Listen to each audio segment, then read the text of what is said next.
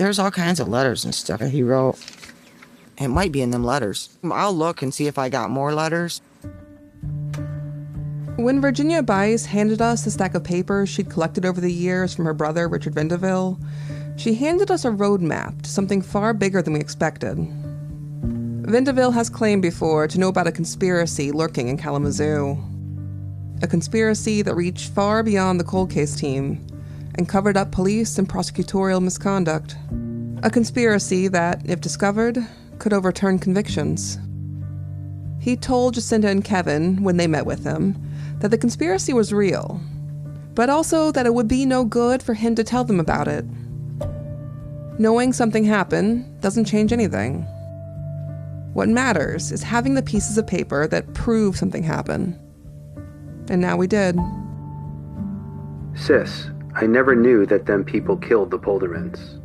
The cold case team was up to some sneaky shit. A strange thing about the Polderman trials is that Richard Vandeville, the state's eyewitness who told detectives he'd seen the 5 Polderman defendants go to the house to commit the murders, never testified in the case. Vandeville's documents offered a possible explanation as to why. It appears there had been a conspiracy by the police and the prosecution to make sure that he did not appear at the trials. In one letter, Vandeville explained what Chief of Police James Mallory had said to him. Mallory told me Kalamazoo cannot have me testifying, as I have a lot to show how the cops and prosecutor did a whole bunch of dirty shit that would make them lose the Polderman trials. There was a letter, too, from Kalamazoo Assistant Prosecutor Scott Brower, confirming an offer made by Chief Mallory. I believe the concessions in this letter are consistent with the discussions you've had with Captain James Mallory. Virginia, Vandeville's sister, told us that she had first-hand knowledge of what had gone on when this deal was made. She told us how, in the fall of 2007, she'd gotten a call from Chief Mallory, asking if they could meet, to talk about her brother Richie, he said. Virginia said that right away, something about the request hadn't seemed right. Something about it had seemed kind of shady. I'm sorry because he met me in some strange places that I would think you would come to somebody's house and talk to you. So he wants to hide it. Yeah, he did. I mean, he wouldn't even come to my mom's house, and she could hardly move. And he'd say, oh, no, can't you just meet me down at this park, right down the road from your mom's place? Vandeville's documents described how Chief Mallory had met with him and his family to propose a deal. Mallory went on to explain that he had a deal to present me with. If I agreed not to testify on behalf of any of the Polderman defendants, then the prosecutor's office would allow me to have a sentencing reduction. But you can see in there where Mallory says they're going to help him with the lawyer. And they kept saying, you're going to get a 10-year flop. You're going to be out of there. You're not going to do that time because we know you didn't do it. Oh, Gettings right there, yeah. Well, this letter it is in there. Getting. It is in there. So Getting was his attorney? Yeah. Getting is Jeffrey Getting. In 2007, it was somehow arranged for him to be Vandeville's defense attorney. He was supposed to help Vandeville get his sentence reduced. Today, though, he's the elected chief prosecutor of Kalamazoo. He's in charge of the prosecutor's office. I understand your reluctance to trust me to act in your best interest. I can only offer you my promise that I will do the best I can on your behalf.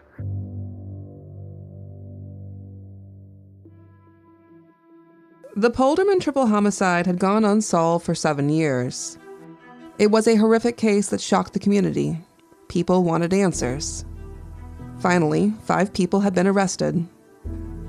And shortly before the trials began, the key eyewitness in the case was given a secret deal not to testify. And no one was to know. That was supposed to be hush-hush. I can see why it would be. Why had the chief of police and the prosecution gone to such extreme lengths to silence Vandeville? What was behind this conspiracy? How did it happen? And what did it all mean? I have a lot to show how the cops and prosecutor did a whole bunch of dirty shit things that would make them lose the trials against the Polderman defendants, and they would walk free.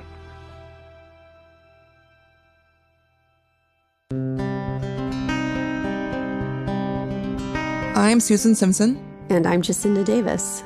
I'm an attorney and investigator. And I'm a true crime TV producer. and this is Proof Season 3, Murder at the Bikeshop. Proof is a Red Marble Media production in association with Glassbox Media. This is Episode 12, Hush Hush.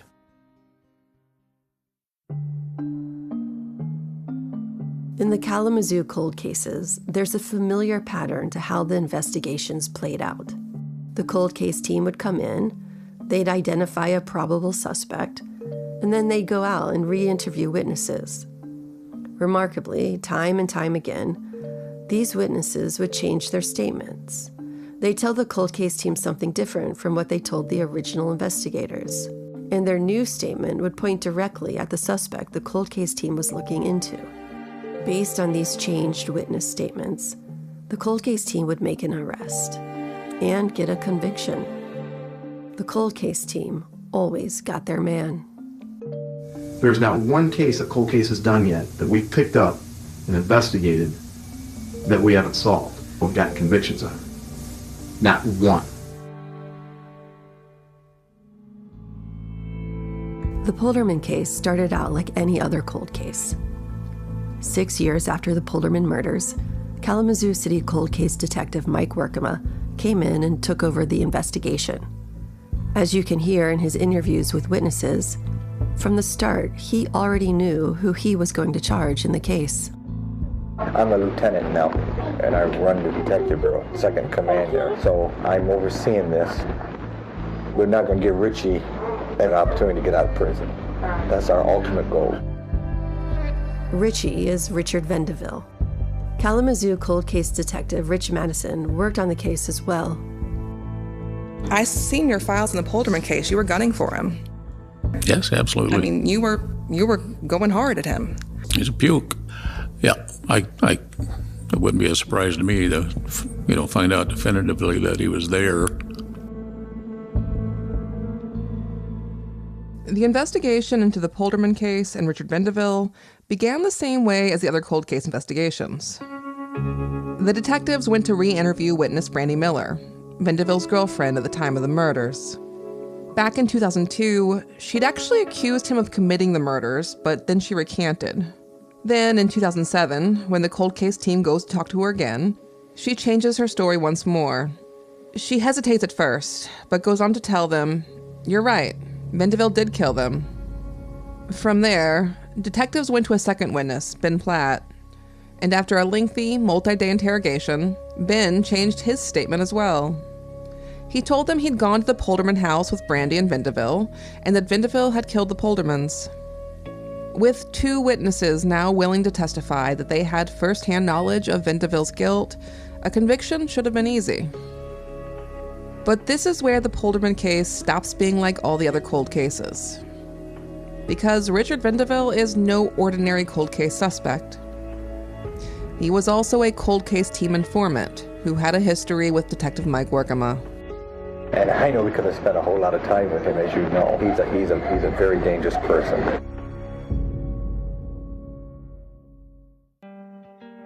Vendeville had given Workema information in a number of cold cases that had resulted in convictions. And when we spoke to Detective Rich Madison, we'd asked him how Vendeville came to be part of any cold case investigations at all. He told us Workema had known Vendeville's sister, Rhonda. You mentioned that Vendeville became Workema's informant because of his relationship with Rhonda. I think that's where it started. So what was that relationship? With Rhonda? Mm-hmm.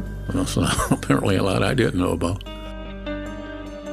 Rhonda is not the sister that we got Vendeville's documents from. That's Virginia.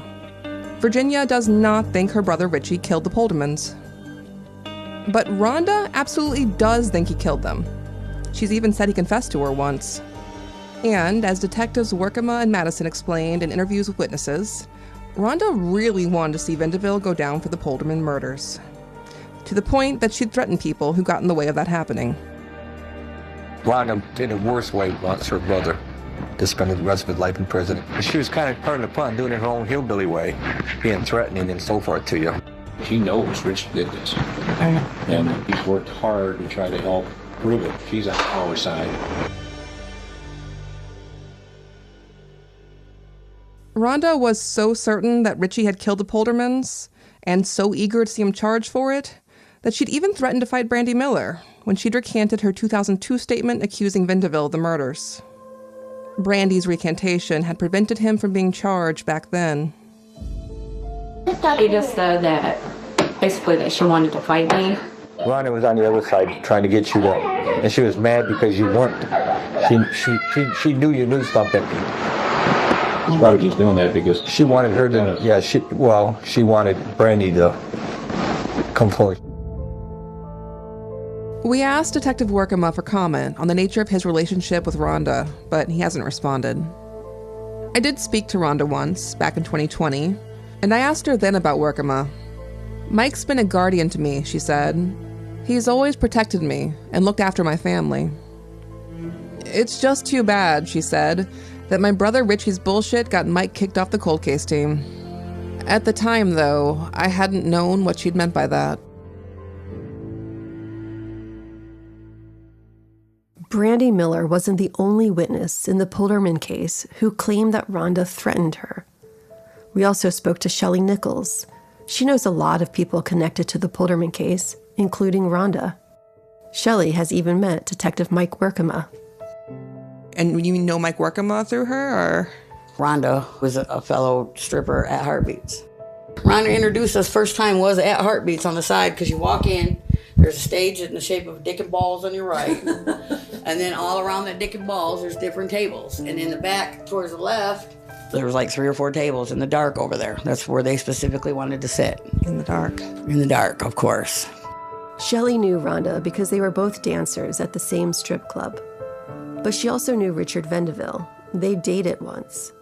And even after they broke up, they'd stayed friendly. Shelley told us that she knew Vendeville had been accused of killing the Poldermans. But there's no way he did it, she said. I mean, Richard didn't have it in him. Richard was a lot of things. He hustled a little bit. He was fucked up in the soul. Like, he was broken. That still does not make me convinced that he had it in him.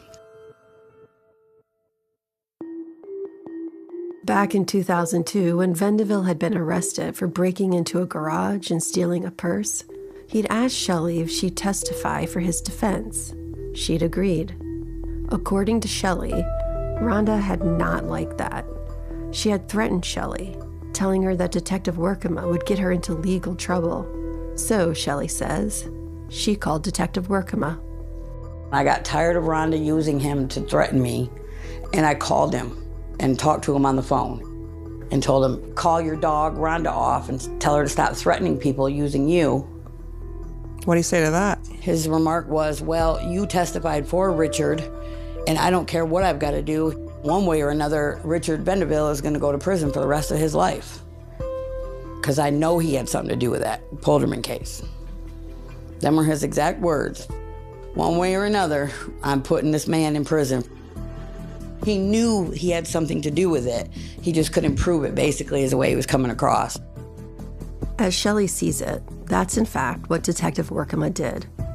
In 2003, Richard Vendeville was convicted of committing home invasion for stealing a purse from a garage and sentenced to 20 to 40 years in prison.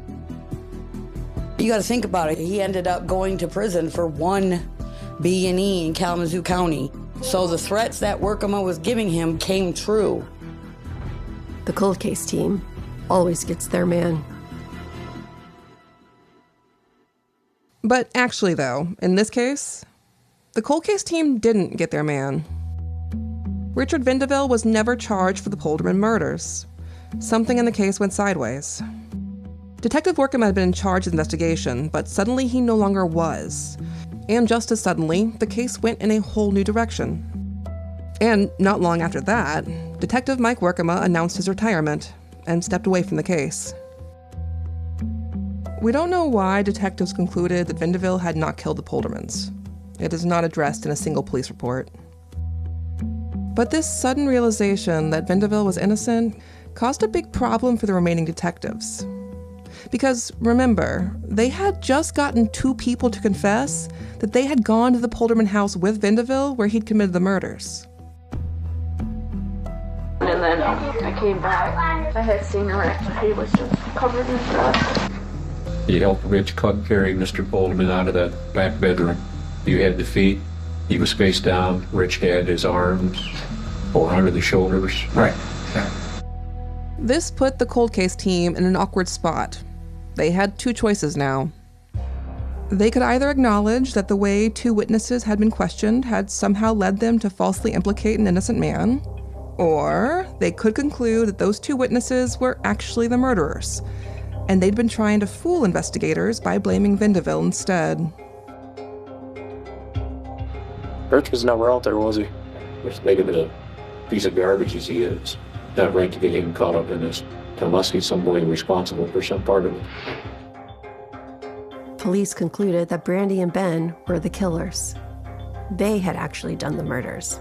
They were just lying about Vendeville being involved. This created a second problem, though, because Brandy Miller and Ben Platt don't really know each other. It makes zero sense that they'd commit a triple homicide together. So, if Brandy and Ben killed the Poldermans, then there had to be others involved in this conspiracy as well. But who?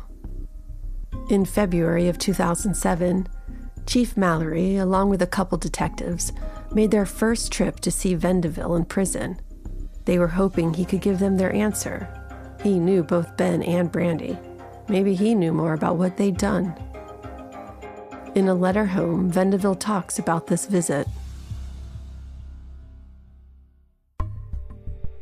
The cold case team came to see me in prison. They had lied for so many years, calling me a killer. But the first words out of their mouth was, "Richard, we want to prove that you're innocent." Vendeville says they told him, "Rich, the only reason you got such a long sentence for breaking into that garage was because of the Polderman murders. But now we know you didn't do it. Tell us what you know, and maybe we can help you with your sentence."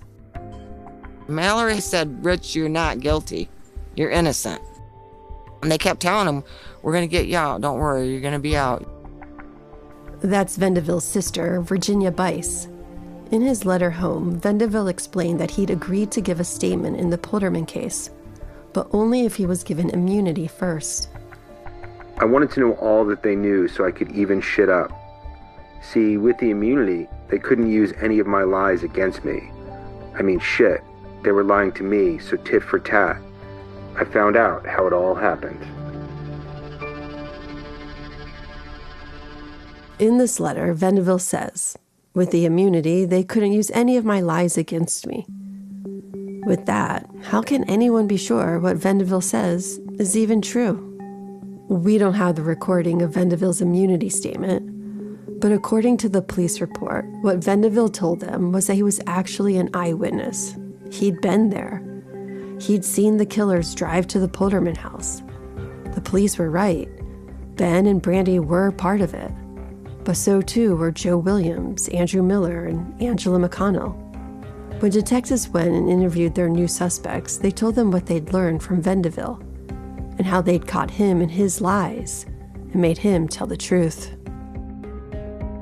One thing I learned about Rich Vendeville over the week that he was down here is that I know when he's lying, for one, and he's like you when I call him on it. He chuckles a little bit and he says, "Yeah, you know what, you're right. You're right." And then he comes off it. That's how detectives claimed they'd finally solved the case, by outsmarting Richard Vendeville, by getting the truth from him. Only in his letters, Vendeville says he was the one who outsmarted the detectives. When the cold case team came there to see me, it was time to play their game. So let the games begin. They were playing dirty, so I had to even the playing field with them.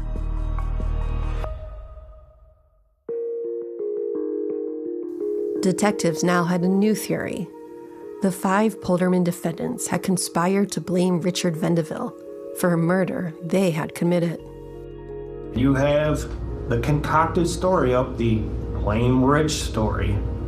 All right, the Blame Rich story, and that has fucking fallen to pieces. And now we've got to all these people and said, "Hey, motherfucker, time to tell this right story." And each time somebody speaks, it's a brushstroke on the picture. Well, The brushstrokes are creating some kind of a fucking picture right now. We got that one picture that's all sort of fucked up and squiggly lines on it. That's right. Richard Vendeville was no longer the killer. He was now the victim. When Detective Workema was in charge of the Polderman investigation, he worked to make a case against Richard Vendeville. Now he was the patsy. And after his statement to police, he was also a key witness. And now we got this new painting that's, holy fuck. Now we got the new story over here. This story over here is a fucking damn good painting that's gonna be at the Kalamazoo Art Museum. It's gonna be a beautiful painting and everybody's gonna wanna see it.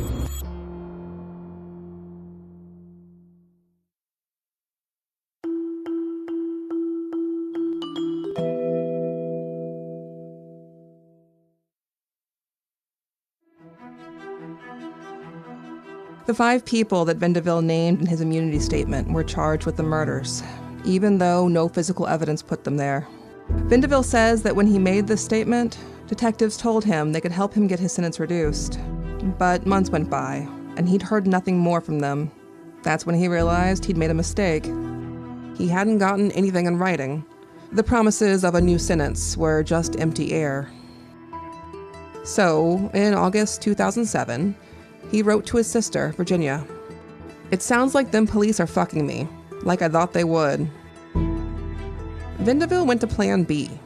He wrote to defense attorneys in the Polderman case and told them that they needed to call him to testify at trial on behalf of the defense. He could help them win, he said. That punk Workema took me to some murder scenes and fed me some info on some murders.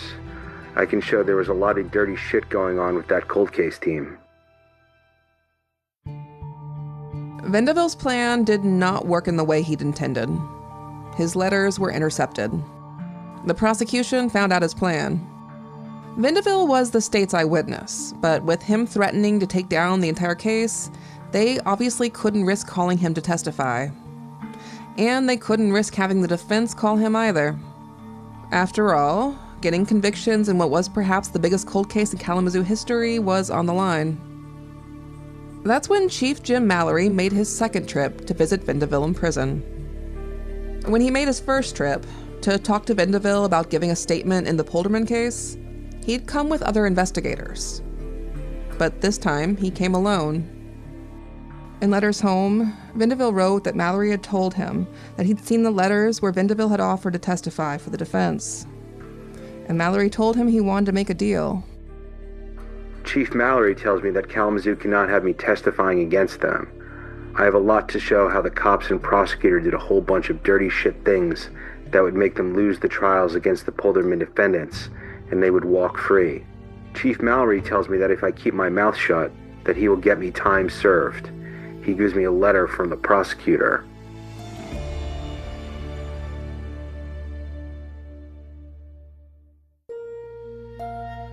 That letter from Assistant Prosecutor Scott Brower was also in the papers we'd gotten from Virginia. It read in part, Dear Mr. Vendeville, I'm writing this letter to document that the Kalamazoo County Prosecutor's Office will not file written procedural objections to a delayed motion seeking review of your sentence. I believe the concessions in this letter are consistent with the discussions you've had with Captain James Mallory. Sincerely, Scott W. Brower, Assistant Prosecuting Attorney. Vendeville was serving 20 to 40 years after being charged with home invasion for stealing a purse out of a garage. And although Prosecutor Brower's letter does not spell out the details of the agreement, it does confirm Mallory's offer that Vendeville's efforts to be resentenced would not be opposed. But Mallory didn't stop there. As Vendeville explained in his 2011 affidavit, Mallory told him they'd get him a lawyer if he agreed not to testify. Mallory stated that the police and prosecution's office would retain an attorney that would file a post-conviction motion on my behalf, which would lead to my being resentenced. Chief Mallory then went on to explain that the attorney was ready to go, and as long as I promised not to testify, he would contact me in a couple of days. I feel the need to point out that none of this is normal. None of this is how things are supposed to work. Prosecutors are not supposed to have secret agreements with witnesses at all. let alone a secret agreement for a witness not to testify. All of this is truly extraordinary, even before you consider the fact that Vendeville had been the lead suspect in this murder for 5 years. And it had been Detective Workema's efforts to convict Vendeville that led to this situation to begin with. Because once Vendeville was deemed innocent, investigators were stuck with the narrative that Workema had begun and had somehow transformed it to build a case against the Polderman defendants instead. If Vendeville were to testify, he could potentially have caused that entire narrative to unravel. Vendeville himself had recognized just how wrong all of this was. Though, as he noted in the records he'd kept, that hadn't stopped him from going along with it. Despite my concerns about the obvious misconduct by the prosecutor and chief of police, I agreed to the terms of the deal. Vendeville accepted Mallory's offer. He promised not to testify at the Polderman trials. And, just like Mallory had promised, a few days later he got a letter in the mail from his new attorney, Jeffrey Getting, who at the time was a defense attorney, though now is Kalamazoo's chief prosecutor. When we met with Detective Rich Madison, we wanted to know if he had known about this deal. After all, he'd been heavily involved in the Polderman case. So we told him about what happened when Vendeville had tried to write to the defense attorneys in the Polderman case to tell them they needed him to testify for the defense, that he thought he could help get their clients acquitted. Jim Mallory intercepts the letter. He goes to Vendeville and says, "Nice try. Almost got me there. Almost got it through. You're not going to do that." He then arranges for a deal with Brower and Vendeville, where Brower will agree not to oppose a resentencing, and they will hire him his own private attorney to ensure he gets resentenced. Gotta be kidding me. I'm not. This is the letter from Brower. Detective Madison told us he had not known about the deal. And that makes sense, actually. The deal appears to have been brokered by the Kalamazoo City Police. Madison was with the Kalamazoo County Sheriff's Office, and he says they never told him about it. I mean, it sounds unbelievable, I know. They hire him Jeff Getting. Hired Jeff Getting on his behalf? They did. How could he do that? You can read this letter. Oh, I believe you. I understand your reluctance to trust me in this act.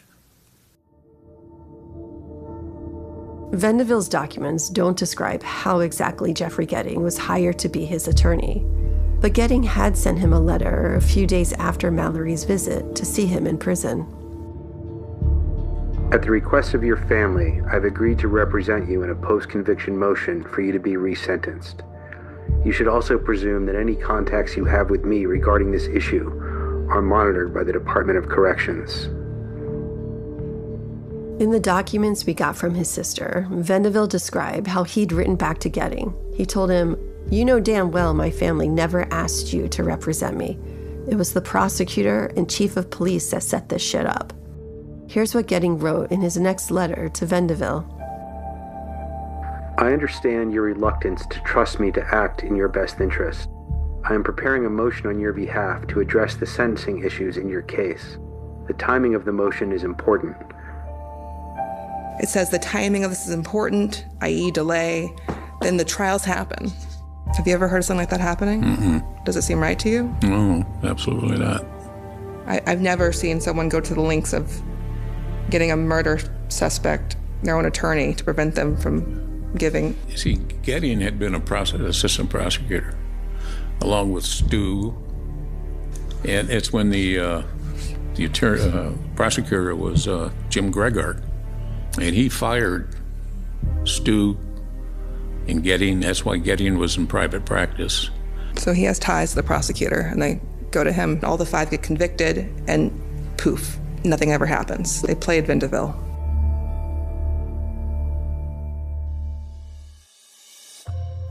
Vendeville carried through with his end of the deal.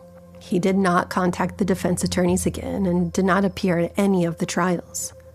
But once the trials were over and he could no longer interfere in the Polderman case, nothing happened in his case either. Jeffrey Getting never did file that promised motion for resentencing. We're not sure why, but 4 years later, in 2011, Vendeville attempted to file a motion pro se, without an attorney, seeking reduction of his sentence. Defendant Vendeville decided to file his motion for relief of judgment himself, expecting the prosecution to honor their end of the agreement as defendant had honored his. Attorney Jeffrey Getting failed to follow through on his obligation, so defendant decided against utilizing him for the filing of this post-conviction motion. Vendeville's motion was denied. He never did get his sentence reduced. He served his 20-year sentence for stealing a purse before being released. He didn't help him, though. He didn't. So he double-crossed. And they never did anything for him.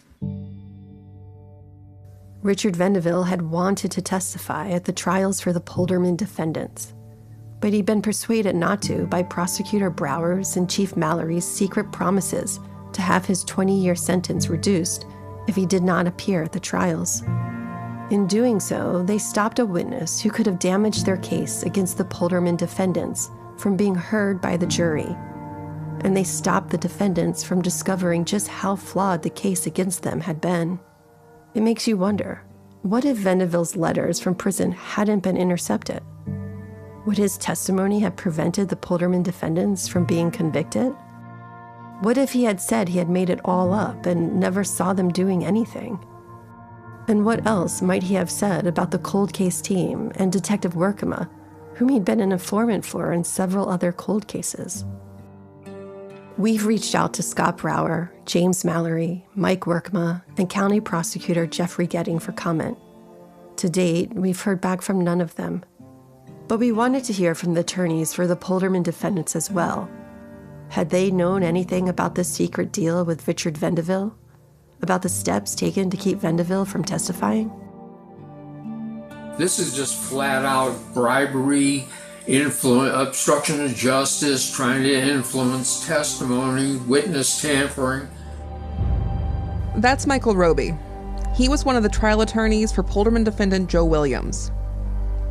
And it turns out, no, he had not known about the deal with Vendeville and prosecutor Scott Brower's agreement to allow his resentencing to get out of prison sooner. That's really troubling. I wouldn't have thought that of Scott, but I wouldn't have thought he'd have tried this case with such shit evidence, let alone that he won. Are prosecutors allowed to make secret deals with witnesses so they don't testify? No. That's not good form. Roby was a prosecutor for many years before he was a defense attorney. In fact, for 8 years, he was a prosecutor in Kalamazoo. Many of the police and prosecutors in the Polderman case were his former colleagues. Roby told me the Polderman case had always bothered him, and he's never forgotten Joe. They're still in contact today. I couldn't believe they convicted him. I'm a pretty cynical guy, and I still can't believe they convicted him. The cold case team, I had some reservations about, in that if they don't solve cold cases, there's no reason to have a cold case team. They were going to find somebody to hang this on. Well, what's interesting is they did find someone to hang it on. Richard Vendeville. Yeah. They did. Who? Richard Vendeville, at the beginning. Well, they started off trying to convict him, and then for reasons they never disclosed, they decided he was innocent. And then he switched over to the 5 Polderman defendants. Wow. I don't know what to say about that. Because Vendeville never appeared at trial, his actual role in the Polderman case was never revealed. Roby didn't know, and the juries never heard, that the cold case team had begun their investigation by trying hard to charge Vendeville for the murders. But for reasons never disclosed, investigators changed their minds. They decided he was innocent. And then Vendeville had claimed he was an eyewitness who saw the 5 Polderman defendants go commit the crime. And they were charged instead. Brower gives him immunity to accuse the 5 Polderman defendants. He tells them that he followed the 5 Polderman defendants on a dirt bike out to the Polderman house and saw them go inside. Did you know that? No, I was not aware of that. So here's part of why looking into Vendeville. We know that he tried to smuggle letters out of prison to the defense attorneys. I don't think we got anything from it. Well, the letters were intercepted by Captain Mallory. I explained to Roby what had happened after Mallory intercepted those letters. The ones that told the defense attorneys that they needed to call Vendeville as a witness. And how Prosecutor Brower had promised not to oppose his resentencing and help him get out of prison. And how Mallory had arranged for attorney Jeffrey Getting to file the motion for him, if only he promised not to appear at the Polderman trials. Man, is that dirty pool. Obstruction of justice. I mean, bribery. Take your pick. We don't know exactly why Prosecutor Brower and Chief Mallory went to such extraordinary lengths to stop Vendeville from testifying. We don't know what they were afraid would happen if Vendeville did testify. We don't even know why investigators thought the statement Vendeville had given them was the truth, that these 5 people had in fact committed the murders. They did not respond to our request for comment. But from Vendeville's letters and affidavits, he seems to have thought they were concerned with what he knew about Detective Workema's investigation into the Polderman case. Vendeville believes that Workema's supervisors had discovered some kind of misconduct, something possibly involving his sister Rhonda. The dirty cop, Detective Workema, also tried to plant evidence against me using my own family, and he got caught. In 2007, his supervisors found this evidence that showed Workema had planted/tampered with evidence. His supervisors approached me and committed some misconduct to keep me from coming forward and to keep this information from coming out. Actually, this is something that Vendeville mentioned to Jacinda and Kevin when he talked to them. He told them about how, when he'd been brought in for his immunity statement in February of 2007, Captain Mallory had brought up Detective Workema. And Vendeville said, Mallory told him it was his sister Rhonda's fault for leading Detective Workema astray. In his letters home, though, Vendeville noted that he disagreed with Mallory on this. Captain Mallory tried to tell me that it was my sister Rhonda that made Detective Workema go bad. The truth to that is, the cop was always dirty. He also destroyed a lot of lives with his corruption.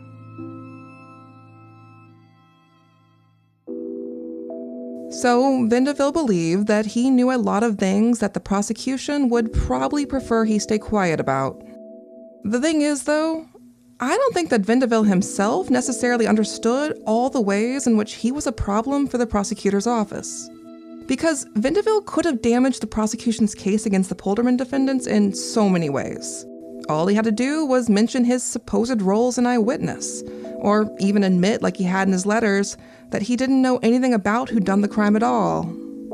Sis, I never knew that them people killed the Poldermans, he'd written. Or Vendeville could even just mention how all of this began, with a statement he'd made to Detective Workema in 2002, when he'd lied about picking Joe Williams up near the Polderman house, and then admitted he'd only said that because he wanted reward money and a break on his burglary charges. And what if Vendeville were to get up on the stand and say that none of it was true at all, that he'd made it all up? After all, he'd changed his story before, and there was no physical evidence tying any of the defendants to the crime scene.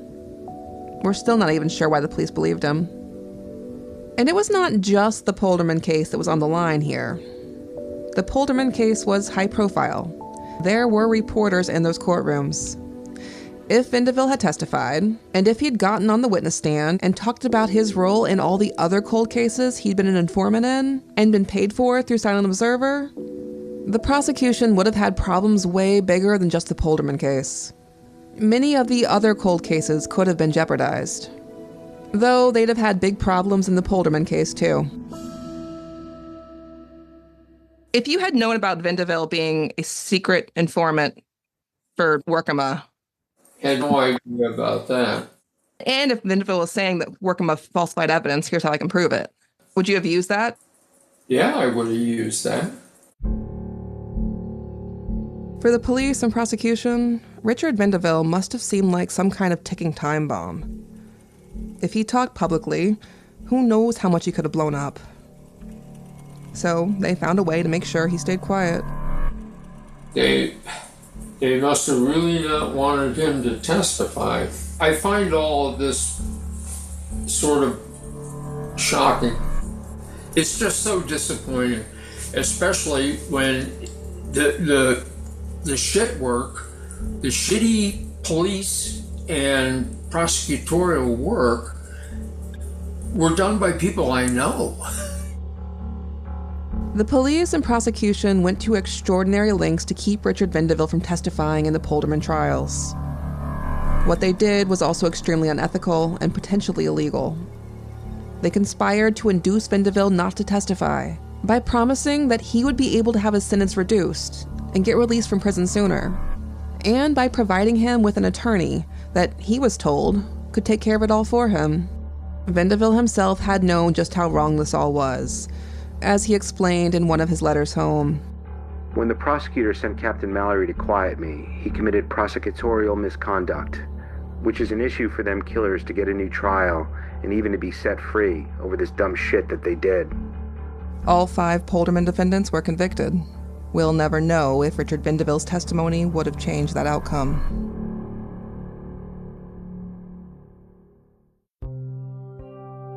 In an earlier episode this season, Susan made a comment that she wondered if Richard Vendeville was the Forrest Gump or the Rasputin of the cold case team. Was he a bumbling figure who somehow just randomly appeared in so many cold cases just by chance? Or was he the evil mastermind behind the Polderman murders who used his connections to the cold case team to deflect blame away from himself and to the Polderman defendants instead? Richard Vendeville's documents suggest the answer is neither. Vendeville's connections to the cold cases wasn't random. It had to do with Detective Workema, and he wasn't a mastermind. It seemed like he may have been a useful tool, a tool that served as an informant, but somehow went from informant to becoming a suspect. Maybe because he really was a suspect. Or maybe because he simply knew too much and had threatened to come forward with what he knew. And once that happened, it seems the work of the cold case team and their perfect record was at risk. But the deeper we dug into Scott Baldwin's case and the other cold cases we had questions about, the more Vendeville's name came up. Vendeville has long claimed that Detective Mike Workema took him to crime scenes and gave him information about what had happened, and then had him call in tips to Silent Observer using the same info Workema had given to him to give the police leads on cases he knew nothing about. And Vendeville told Kevin and me when we met with him that one of the cases where this happened was with Corky Lard. Mike contaminated that whole case, he told us. Listen, he took me to the fucking graveyard and told me this is where the body was at. Vendeville's documents had given us what he called the piece of paper that proves it. But we were also aware that Vendeville knew more about other cold cases, more about what he had done as an informant for Mike Workema, more about the Polderman case. And what else did he know about then Chief of Police James Mallory, or about Jeffrey Getting, the current chief prosecutor in Kalamazoo, but back then the man who had been hired to represent Vendeville? Getting, it turns out, was also the defense attorney for Corky Lard, the man Rich Madison believes the cold case team wrongfully sent to prison. We were on our last trip to Kalamazoo to investigate Scott Baldwin's case. We had one last shot to talk to Vendeville. We were hoping he'd agree to meet and asked him to give us a call. We didn't hear anything for a little bit, but Vendeville has an uncanny ability to only ever appear when you least expect it.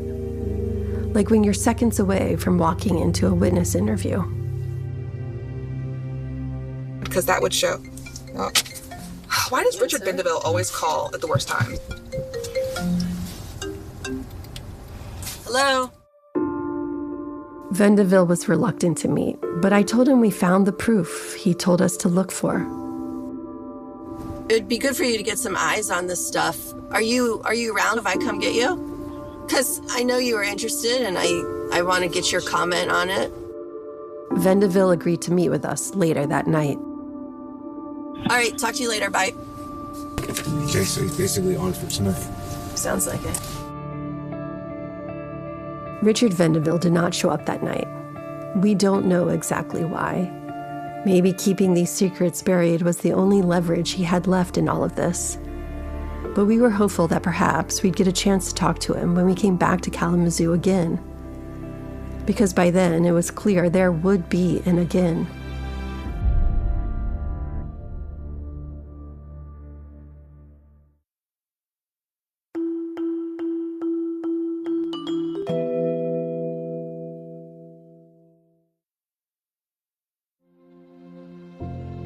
Detective Rich Madison spent more time on the cold case team than any other detective.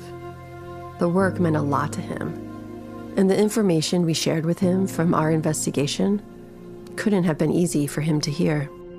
You're proud of the stuff you guys did there. Absolutely. You did really good stuff, right? You feel good about the work you were doing. Yeah. But Detective Madison has always known that the cold case team was far from perfect. I've been openly critical about Workema and the cases.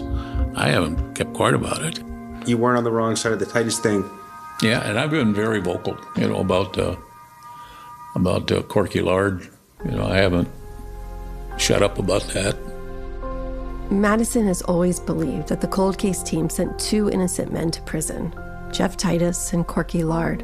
And that's before he found out the extraordinary lengths his colleagues had gone to with Richard Vendeville and the deal they made to keep him quiet. None of that should have ever happened, he said. It's disheartening and embarrassing, and it pisses me off. Yeah, it's frustrating. It is kind of scary that we've gone this far into it. My concern is that where's it going to go from here?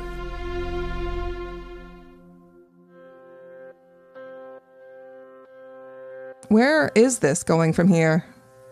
Because it doesn't end here. It can't. The Kalamazoo cold case team closed 15 cases and got 21 convictions over the roughly 8 years they operated. As cold case team detective Mike Brown said, that's a hell of a record. But of those 15 cases, there are at least 9 where we believe the evidence, or lack thereof, should be serious cause for alarm, where we believe there is a significant chance of a wrongful conviction. That's right, we believe that more than half of the cases solved by the cold case team could be wrong. To date, the 14 defendants in those cases have served a combined 250 years in prison, and counting. 250 years of time served by people potentially wrongfully convicted by one cold case team. The numbers are absolutely staggering. So far, only one of those cold case defendants has been exonerated, Jeff Titus. His conviction was overturned, but without any official recognition of the wrongdoing that led to him being sent to prison for a crime he did not commit. And Scott Baldwin died before his innocence could be recognized by the courts. You've heard about many of the other cold case defendants in this season already, whose cases we think should be looked at again. There's Corky Lard, the man convicted of killing his ex-brother-in-law, even though his ex-brother-in-law was last seen with a suspected serial killer. Corky pled guilty, and we firmly believe that was the right call for him. He served only 7 years, the shortest term by far of any of the cold case defendants. But after he got out, cold case detective Rich Madison even tracked Corky down to apologize. And I said something like, I know you didn't do it. And he swears at me again, gets in his car and leaves. He didn't want anything to do with me. You wanted to let him know. Yeah, I believed you didn't do it, and you got railroaded. There's also the case of Highland Sterling, convicted of murdering his best friend, Robert O'Keefe, in what prosecutors said was a business deal gone wrong. A conviction that only became possible after the key eyewitness, more than a decade later, changed the story. The eyewitness initially said the man he saw at the victim's house that day had not looked like Highland Sterling. But after repeated interviews with the cold case team, he said the man looked like Sterling, only with longer hair. You look at similar to the gentleman that was there in the morning earlier. But his hair looked like it was shorter, like he just got a haircut. The fact is, Highland Sterling always kept his head shaved bald. He couldn't have been the man the eyewitness saw, who had longer hair. And there's Roberto Davanzo, the man convicted of hiring a hitman to murder his girlfriend while he was in prison.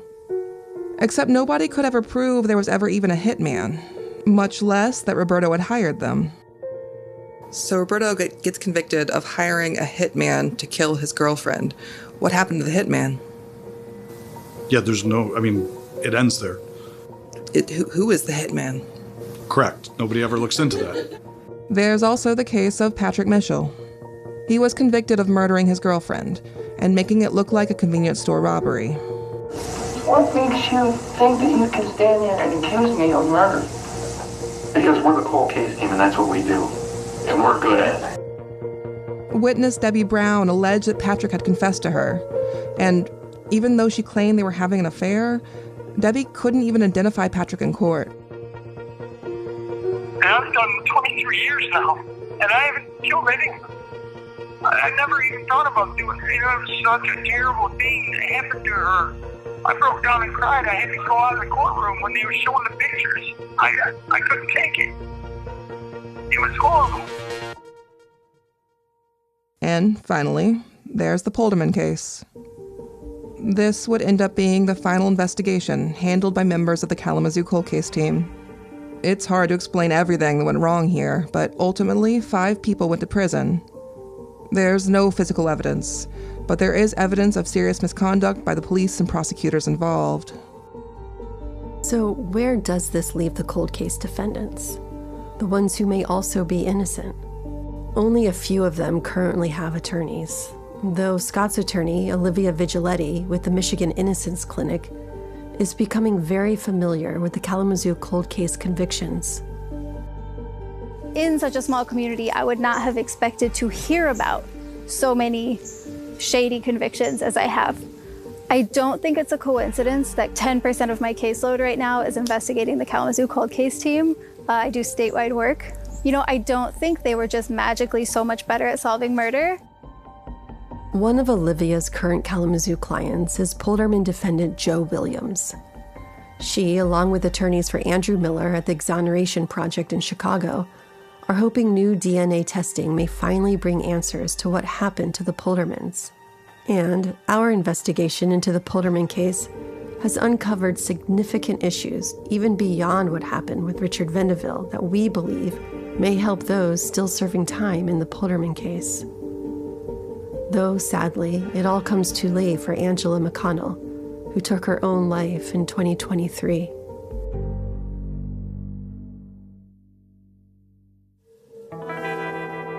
But frankly, there are not enough innocence attorneys out there to address a problem like Kalamazoo.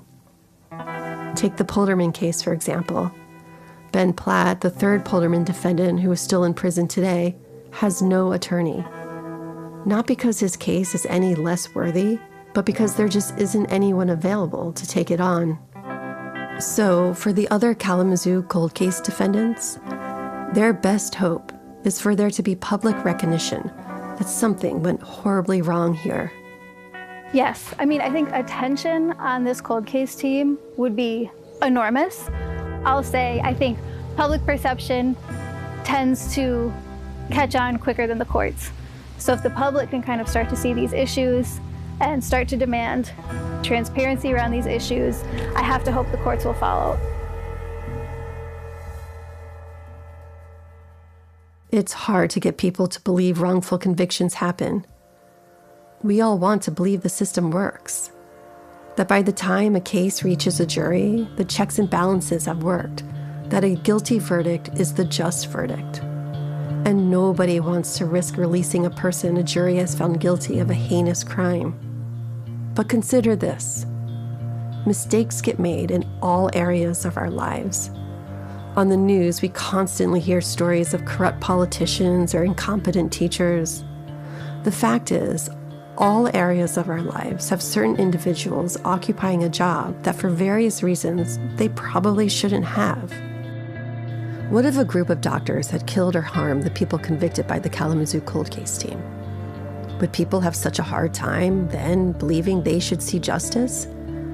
Because the fact is, ending up being charged with a crime is no different than ending up in a hospital. The expectation is that you should have faith in the system. How is that different than what happened to these cold case defendants?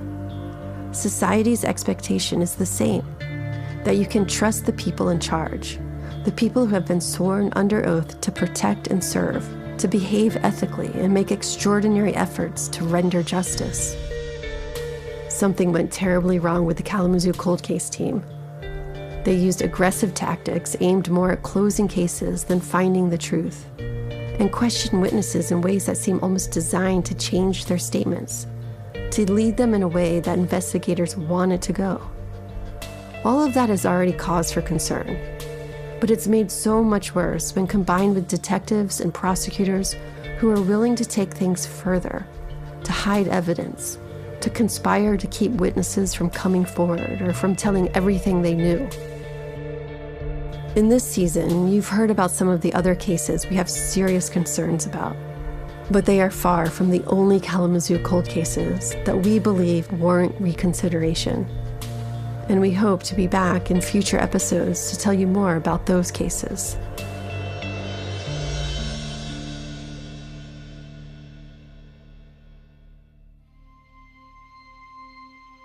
So, this is the last regular weekly episode of Season 3. But it is not the end of Season 3. In fact, I suspect that it will be a very long time before we can say that Season 3 is truly at an end. Because what we're saying here is that all the cold cases should be re-examined. But this is an ending of sorts, for now. And since Scott Baldwin is the one who brought us all here, we'll give him the final word. I believe they're afraid of what they're about to open up. It's going to cause a flood effect. Yeah. Look how many cases they solved in that short a period of time. And how many have questions?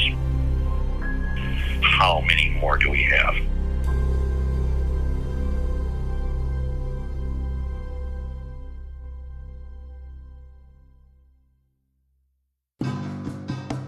That's it for now of this season of Proof, Murder at the Bikeshop. We'll be back, though, with updates as they unfold, and we'll be back on Thursday with a sidebar episode.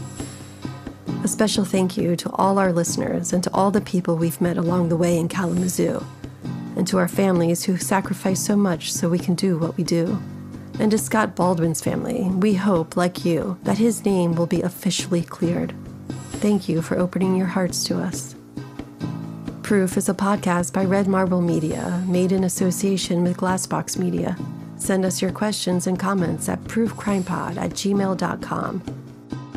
And if you have any information about Scott's case or any of the cases we've covered this season, please reach out. Kevin Fitzpatrick is our executive producer. Our theme music is by Ramiro Marquez. Audio production for this episode is by Michael Ulatowski, Michael Alfano, Karen Incarnation, and Jesus Urbaez. Our social media manager is Leanne Cook. And thank you to all of our sponsors who make this podcast possible. Follow us everywhere with the handle @ProofCrimePod and on our website, proofcrimepod.com. That's all for now. Thanks so much for listening.